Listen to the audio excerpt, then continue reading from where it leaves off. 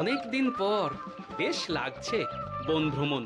মাঝে মাঝে কাজের ফাঁকে এইসব জায়গায় এলে মন খুব ভালো লাগে।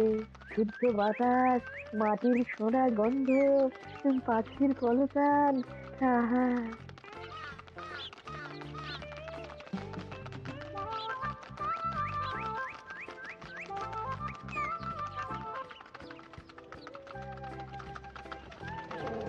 মহারাজের রথ থামছে।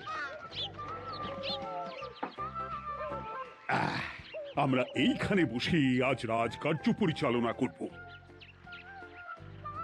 মন্ত্রী, তুমি ঝটপট এখানে বসার বন্দোবস্ত করে দাও। আমি এক্ষুনি ব্যবস্থা করে দিচ্ছি মহারাজ। এই এখানেই আমাদের বসার জন্য ছাউনি করে দাও। এক্ষুনি করে দিচ্ছি মন্ত্রী মশাই। এরা বসার জায়গাটা করে দিক, ততক্ষণ আমরা একটু হেঁটে আসি।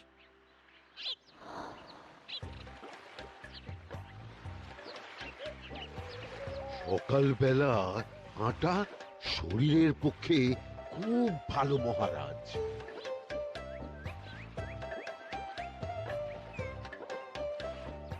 আগেকার দিনে রাজা মহারাজরা এই সব বনে মৃগয়া করতে আসতে। মৃগয়া একদম ভালো নয় মন্ত্রী। তুমি জঙ্গলে আসছো অন্য প্রাণীদের মারতে। কেন মারবে? ওরা তো তোমার কোনো ক্ষতি করেনি। না, তা করেনি, কিন্তু তখন ওটা রাজা মহারাজাদের খেলা ছিল। শুনেছি আপনার প্রপিতামহ খুব ভালো বাঘ শিকার করতেন, অনেক বাঘ মেরেছেন। মন্ত্রী, তুমি একটা কথা হয়তো জানো না। আমার প্রপিতামহ শিকার করতেন, কিন্তু কোনো স্বাভাবিক জানোয়ারকে নয়। যে বাঘ মানুষ খেকো হয়ে প্রজাদের ক্ষতি করত, আমার প্রপিতামহ সেই সমস্ত বাঘদেরই মারতেন। এছাড়া উনি বন্য প্রাণী সংরক্ষণ করতে বড়ই ভালোবাসতেন।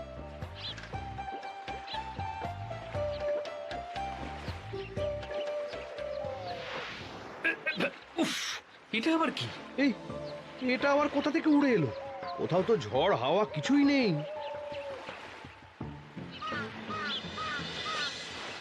একটা ধাঁধা মহারাজ, এই কাগজে লেখা। ধাঁধা পড়ো দেখি। জোয়ার ভাটা প্রভুর খেলা, ভাটা হবে হলে বেলা। ভাটা হলেই দেখা যাবে লাল রঙের এক পাথর পাবে। নদীর ধারে গর্ত করে যত্নে সাজাই কলস ভরে। হেথায় হোথায় ছড়িয়ে যাহা, অন্ধকারে জলে তাহা। ঢুকলে চক্ষু ঝলসে যাবে, হাতের কাছে ঘন্টা পাবে। ঠিক ঘন্টা বাজলে পরে পড়বে ঝরে থরে থরে। ঘন্টা যদি হয় ভুল, যেন তুমি হারাবে কুল। ঠিক ঘন্টা চিনতে হলে নকশা দেখো চক্ষু খুলে। সিন্দুক দেওয়ালে হাত দাও, আসল ঘটনা জেনে নাও। ওরে বাবা, খুব দীর্ঘ ধাঁধা। তা মন্ত্রী, তুমি কিছু বুঝলে? এটা একটা গুপ্তধনের নকশা। এর মধ্যে গুপ্তধন কোথায় আছে তার একটা ধারণা দেওয়া আছে। গুপ্তধন? ওটা আমাকে পেতেই হবে, পেতেই হবে। দেখি দেখি, একবার কাগজটা দাও। গোপাল, কাগজটা আগে আমার হাতে দাও, দেখি ভালো করে। এখন নদীতে জোয়ার চলছে গোপাল। একটু পরেই ভাটা শুরু হবে। হ্যাঁ, ভাটা না হলে কিচ্ছু বোঝা যাবে না। এখানে স্পষ্ট লেখা আছে, ভাটা হলেই দেখা যাবে লাল রঙের এক পাথর পাবে। তার মানে আমাদের ভাটা হওয়া পর্যন্ত অপেক্ষা করতে হবে। না, সময় নষ্ট না করে ধাঁধাটার সমাধান করতে শুরু করি। ভাটা হলে একটা লাল রঙের পাথর দেখা যাবে, এই পর্যন্ত পরিষ্কার আছে। বুঝতে হবে ওর পর থেকে। পড়ো গোপাল, এই চলো আমরা সবাই বুদ্ধি লাগাই। নদীর ধারে গর্ত করে যত্নে সাজাই কলস ভরে। এটার অর্থ, ধাঁধাটা মাথায় বসিয়ে নিয়েছি, এবার কে কি বলবে সেটা শুনতে হবে। চলো গোপাল, আমরা ধাঁধা যেমন যেমন বলেছি তেমন তেমন ভাবে চলি। চলুন মহারাজ, এখন আমাদের দেখতে হবে লাল পাথর। কোথায় আছে লাল পাথর? চলো চলো সবাই, চোখ কান খুলে আমরা নদীর পাড় ধরে হাঁটি।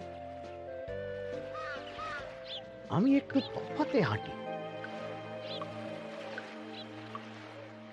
গুপ্তধন আমাকে একা পেতে হবে। ভাটা হলেই দেখা যাবে লাল রঙের এক পাথর পাবে। আমাকে চোখ কান খোলা রাখতে হবে।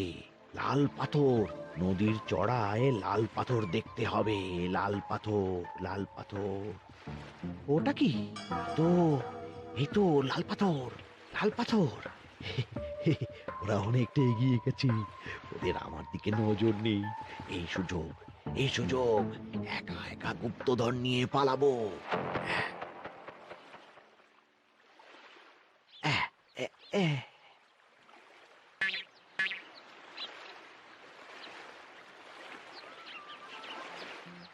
কি গো, আমরা তো হেঁটেই চলেছি, লাল পাথর তো কই দেখতে পাচ্ছি না।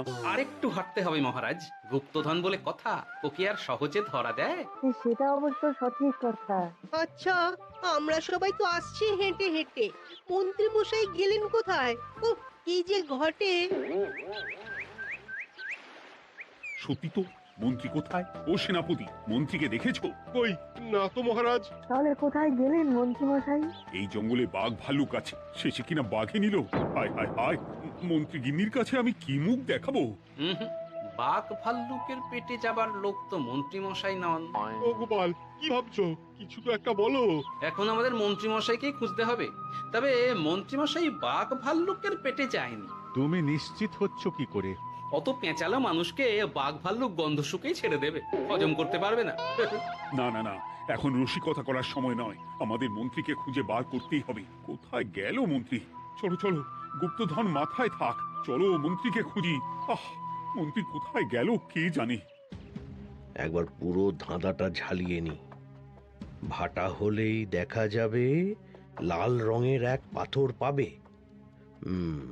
ভাটা হয়েছে, লাল রঙের পাথরের মাথায় চাপ দিয়ে গুহার মুখও খুলেছি। এবার এবার নদীর ধারে গর্ত করে যত্নে সাজাই কলস ভরে। এটাই তো ঠিক বুঝতে পারছি না।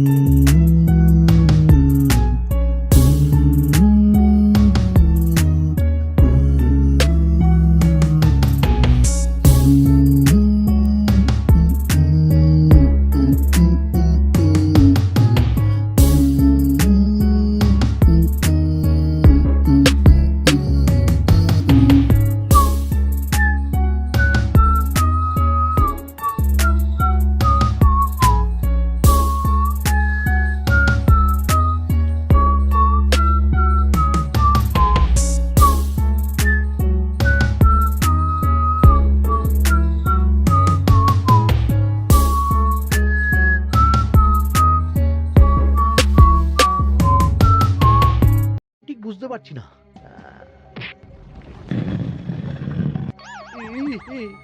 এই রে, এবার কি হবে? হ্যাঁ মহারাজ, কোথাও একটা আওয়াজ হলো। আওয়াজটা কোন দিক থেকে হলো? চলুন সামনে এগিয়ে যাই। আমার মনে হয় আওয়াজটা সামনের দিক থেকে এলো। আমারও তাই মনে হলো। তবে কি মন্ত্রী মশাই লাল পাথরের হদিশ পেয়ে গেছেন? আমাদের চোখে পড়লো না, অথচ মন্ত্রী মশাইয়ের চোখে পড়ে গেল। আসলে আমরা কথা বলতে বলতে গেছি, তাই নজরে পড়েনি। মন্ত্রী মশাই একা একা আমাদের পেছন পেছন আসছিলেন। উনি ইচ্ছে করেই আমাদের পেছনে পেছনে আসছিলেন। নিজে একা গুপ্তধন নিয়ে যেতে চেয়েছিলেন, এখন কোথায় আছেন কে জানে।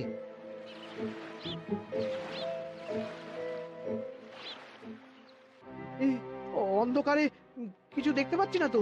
দাঁতাতে কি ছিল? হ্যাঁ, কি ছিল? আহ, আহ, হেথায় হোথায় ছড়িয়ে যাহা, অন্ধকারে জলে তাহা, ঢুকলে চক্ষু ঝলসে যাবে, হাতের কাছে ঘন্টা পাবে। পেয়েছি পেয়েছি, ঘন্টাটা পেতে হবে। ঘন্টাটা ঘন্টাটা ঘন্টা।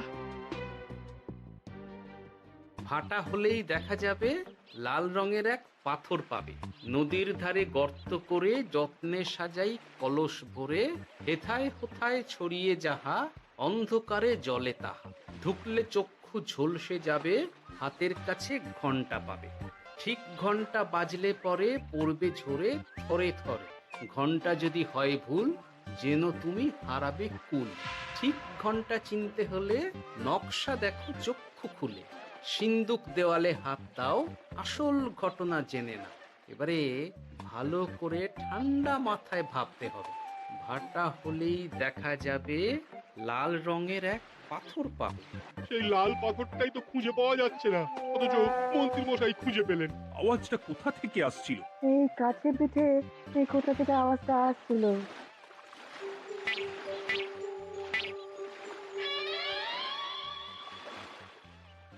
এই তো এটাই মনে হয় সেই লাল পাথর। একটু নাড়িয়ে চাড়িয়ে দেখি তো কিছু হয় কিনা।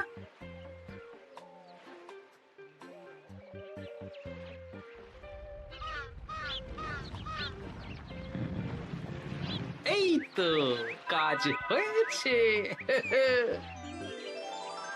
এই তো সুড়ঙ্গ। আপনারা নিচে নামুন। আপনারা কি দেখছেন সেটা বলবেন মহারাজ।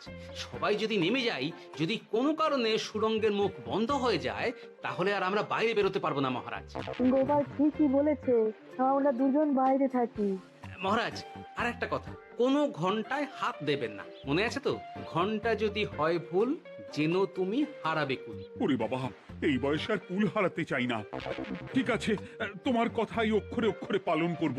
দেখি এই সুড়ঙ্গে মন্ত্রী মশাইকে দেখতে পাই কিনা। চলুন মহারাজ, সুড়ঙ্গে নামি। সবাই সাবধানে নামো।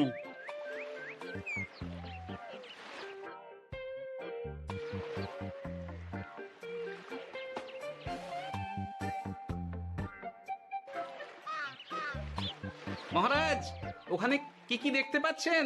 ওখানে কি মন্ত্রী মশাই আছেন? না গোপাল, মন্ত্রীকে এখনো দেখতে পাইনি। শুধু আমি এখানে অজস্র পাথর দেখতে পাচ্ছি। পাথরে পাথরে ছয় লাভ, ছোট বড় অজস্র। পাথরগুলো বড় অদ্ভুত, কিরকম কিরকম মানুষ মানুষ করুন। লম্বা বেঁটে হরেক রকম। মানুষ মানুষ গরম, সেটা কিরকম? আর কিছু? কোনো কলসি কি দেখতে পাচ্ছেন? কলসি তো দেখতে পাচ্ছি না। মহারাজ, কলসি থাকতেই হবে, কারণ ধাঁধায় লেখা আছে নদীর ধারে যত্ন করে যত্নে সাজাই কলস ভরে। গর্তটা আসলে হলো সুড়ঙ্গ, কিন্তু কলস। মহারাজ, মহারাজ, এইদিকে এইদিকে একটা কলসের মতো কি যেন আছে। এইদিকে আসুন, এদিকে এদিকে। হ্যাঁ গোপাল, দেখতে পেয়েছি। এবার আমি যেরকম যেরকম বলবো সেই রকম সেরকমই করবেন। আমি বিজ্ঞানীকে নদী থেকে জল তুলে পাঠিয়ে দিচ্ছি। পাত্র কোথায় পাবে? আমাদের জল খাবার যে পাত্র আছে সেটা আনতে লোক পাঠাচ্ছি। ঠিক আছে। শুধু একটা কথা বলছি, আপনারা কেউই সুড়ঙ্গের ভেতরে কোনো কিছুতে হাত দেবেন না। কেন গোপাল? সব পরে বলবো, এখন আমি যা বলছি সেটা শুধু মনে রাখুন। সুড়ঙ্গের ভেতরে কিছুতে হাত দেবেন না। ঠিক আছে। প্রহরী, তুমি যাও, যেখানে আমাদের বসবার আয়োজন করা হয়েছে সেখানে গিয়ে একটা জলের পাত্র নিয়ে নদী থেকে জল ভরে নিয়ে এসো। গোপাল, মন্ত্রীমশাই কোথায় গায়েব হয়ে গেলেন?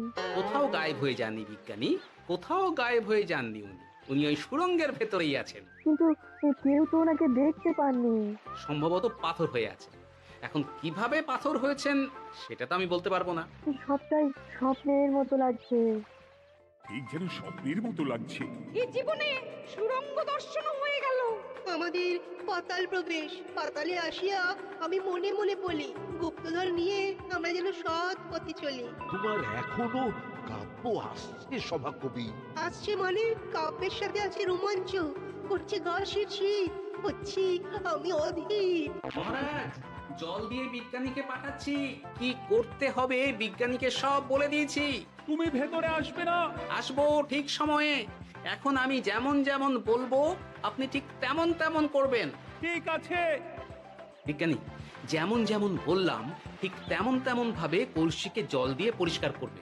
মনে রেখো ধাঁধায় আছে কলসি সাজাই যতন কর। তুমি একটা কথা মনে রেখো বিজ্ঞানী, কোথাও হাত দিও না কিন্তু। ঠিক আছে গোপাল, তোমার উপস্থিত বুদ্ধির তুলনা নেই। আমি যাচ্ছি গোপাল। সাবধানে সাবধানে। মহারাজ বিজ্ঞানী যাচ্ছে। সাবধানে নামো, সাবধানে। মহারাজ, এই কলসিটা কোথায়? ওই তো, একটু সাবধানে যাও।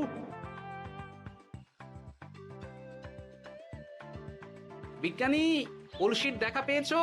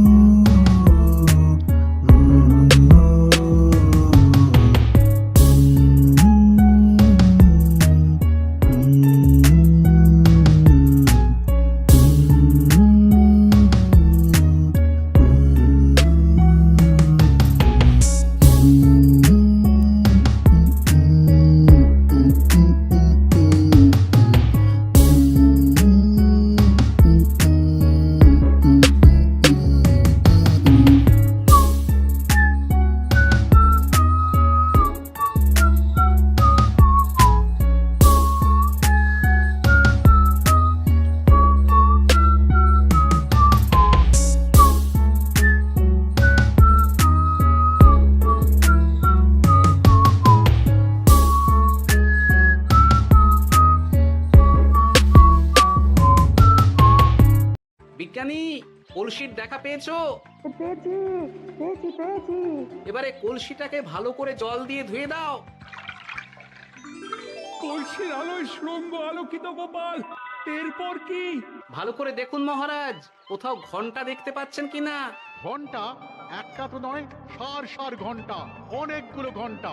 সাবধান, ঘন্টায় হাত দেবেন না, শুধু দেখুন।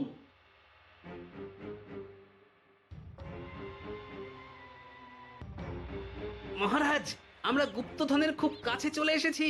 তাই নাকি? কি মজা কি মজা, এবার খাবো ক্ষীরের গজা। সভা কবি চুপ করো, এখনো আমরা গুপ্তধন পাইনি।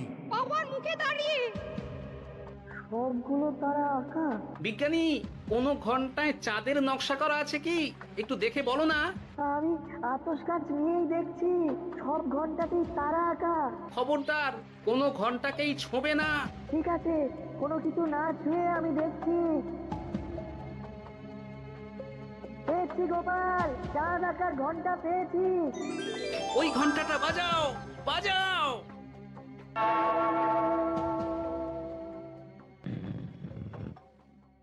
গুপ্তধন পেয়েছেন মহারাজ।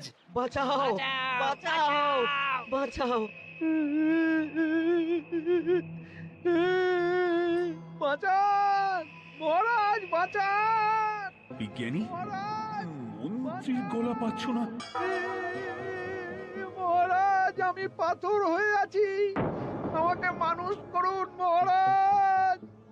তুমি তো মানুষই ছিলে, হঠাৎ করে পাথর হলি কেন? মহারাজ গুপ্তধন পেয়েছেন?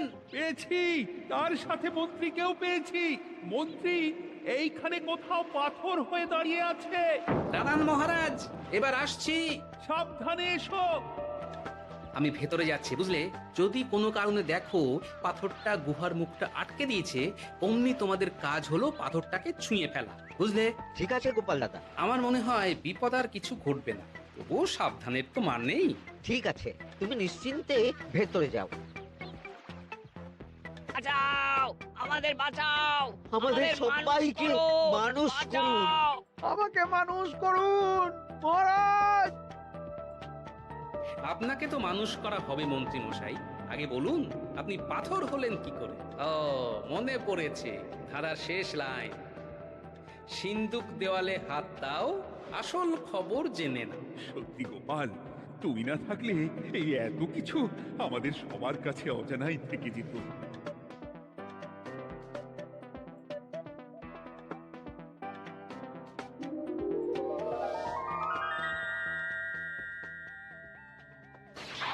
ধন্যবাদ আমাকে মুক্ত করার জন্য। আপনি কে? আমি যক্ষ। আমাকে এই ধন সম্পত্তি পাহারা দেওয়ার জন্য এক ডাকাত দলের সর্দার যক্ষ করে রেখেছিল। আমি 100 বছর ধরে এইখানে যক্ষ হয়ে আছি। আমি তোমার জন্য মুক্ত হলাম গোপাল। এই সম্পত্তি তোমার গোপাল। সম্পত্তি নিয়ে আমি কি করব? আমি এই সব সম্পত্তি মহারাজকে দান করলাম, রাজ্যের অনেক কাজ হবে। তুমি ধন্য গোপাল, তুমি ধন্য। এবার আমার যাবার সময় এসেছে, আমাকে যেতে হবে। যাবার আগে এই পাথরগুলোকে মানুষ করে যান। এরা সব লোভী। আমি আমার সীমিত ক্ষমতায় এই গুপ্ত ধনের ধাঁধাকে এখানে যারাই ভ্রমণ করতে আসে তাদের হাতে তুলে দিই, কিন্তু কেউ এই ধাঁধার সমাধান করতে পারে না। সবার মনে লোভ কাজ করে, এই লোভ এদেরকে পাথর করে রেখেছে। পাথর হলো কি করে? একটা মানুষ এসে বুক ভরা লোভ নিয়ে আধা পুরো না জেনে পাথরে হাত দিলেই সে পাথর হয়ে যাবে। আমাদের ভুল হয়েছে, আর লোভ করব না, আমাদের বাঁচাও। আমাকে মুক্ত করে দিন, আমার খুব ভুল হয়েছে মহারাজ, মুক্ত করে দিন আমায়। তুমি এখানে আগে এসেছিলে, তাই তো আগে এসে ভাবলে নিজেই একা একা গুপ্তধনকে হরপ করে দেবে। এদিকে তোমাকে না দেখতে পেয়ে আমাদের কত চিন্তা হচ্ছিল। যারা লোভী তারা কারো কথা ভাবে না, শুধু নিজের কথা ভাবে। আমাকে আর একটা সুযোগ দিন, আমি আর লোভ করব না মহারাজ। ও, তোমার কথার কোনো দামই নেই। না মহারাজ, আমাকে আমাকে আর একটা সুযোগ দিয়ে দেখুন, আমি আর লোভ করব না। আমাকে মানুষ করুন মহারাজ। আমাদের সবাইকে মানুষ করুন, দয়া করে মানুষ করুন। যক্ষরাজ, এদের আপনি ক্ষমা করে দিন। ঠিক আছে, তোমাদের আবার মানুষ করে দিচ্ছি।